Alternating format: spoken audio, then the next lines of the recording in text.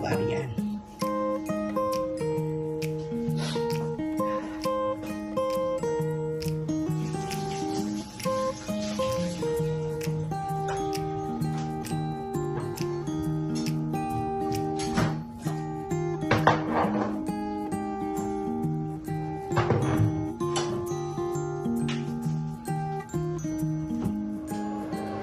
Tayo nagpapainit na ng mantika sa isang kawali at umpisa na natin ang pagluluto natin ng beef steak sa aking pamamaraan ng pagluluto.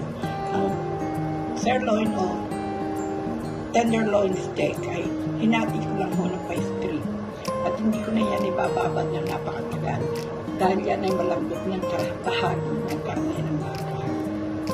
At isa pa, yan ang pinakamagandang parte na hindi mo pwedeng lutuin o ibabad ng napakatagal. Malasang-malasa na po yan.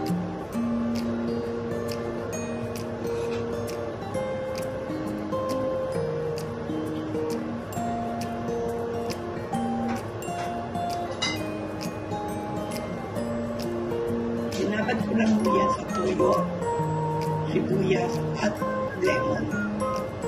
Pagkainit to nito mantika, which is malapit na kuminit, ay lulutuin na natin. Kaya natapos na inumpisa ng pagigisa ng tenderloin sa ating kawali na sinamahan ko ng toyo, bawang at lemon. Kailan mong pamamalang ko ng kanyang black pepper.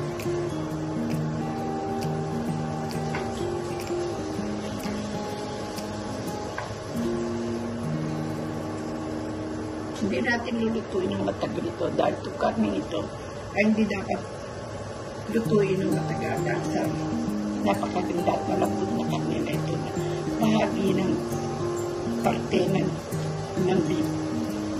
Medyo pricey pero masarap naman ho at madali pang lutuin. Hindi nyo na kailangan pang mag-marinate ng napakatagal at kalalambutin. Ito ho ay bigas ng malambot.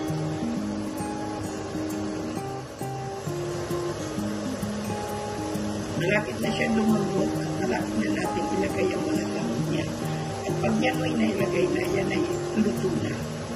Napakadaling lutuin ito. Kung talagang magandang karne at madali lang na.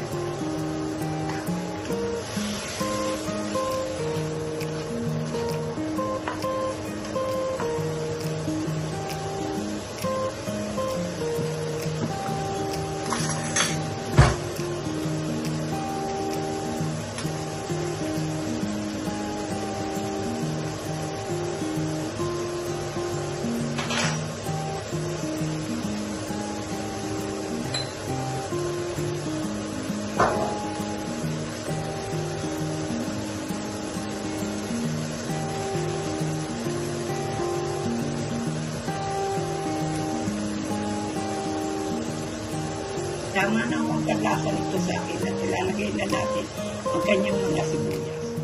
Nilagay na natin mga sibuyas niya. Natapos na iigit sa kanya. Pag ito ay natapos na ito yung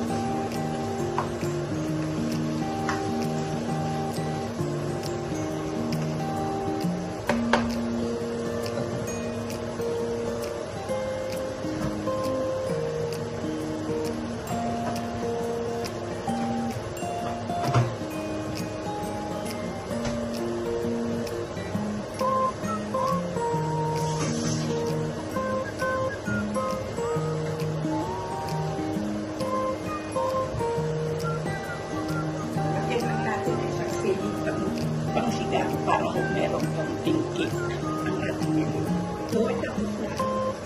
Pwede na natin itong lipat sa malinis na lagyan.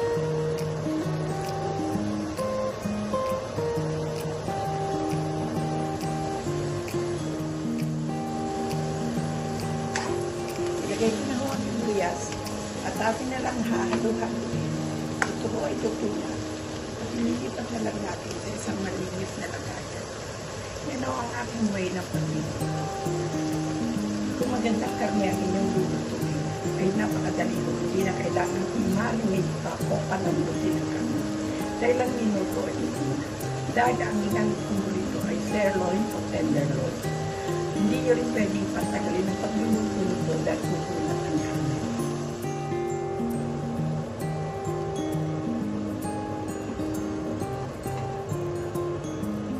Luto na ang ating beef steak at atin ang ililipat sa malinis na lagayan.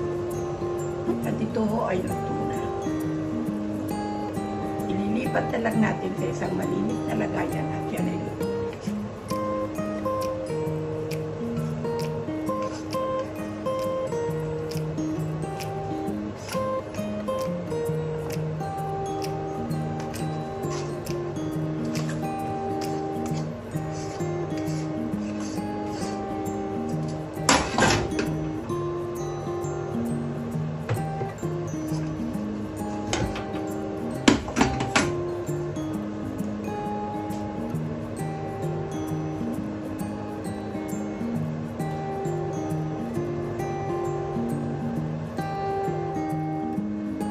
Ito ho ang finished product na aking nilutong beef steak.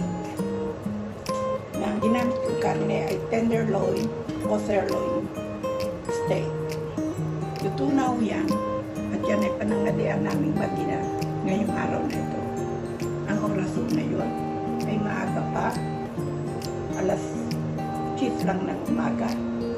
At mamaya ho panangalian, ito ay pwede nang iulam. O pwede rin naman ho sa agahan kung gusto nyo. Pero ako inuulam ko ito sa tanghalian.